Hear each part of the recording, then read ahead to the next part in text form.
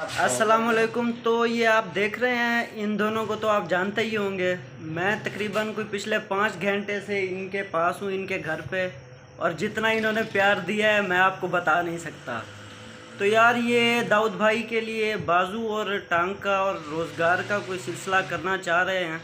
अब ये अकेले मेरे बस का नहीं है। जो आप लोग देख रहे हैं मेरी वॉल पे, जो अहबाब देख रहे हैं, कोई अगर इनसे कोई रब्ता करना चाहता है तो वो नंबर मुझे इनबॉक्स करके ले लें। इनका कोई करते हैं, इनका कोई सिलसिला रोज़गार करना चाहिए, तो उसके लिए मुझे इनबॉक्स करें। मैं आपको इनका नंबर देता हूँ, मिल के कुछ ना कुछ इनके लिए करते हैं। अस्सलाम वालेकुम।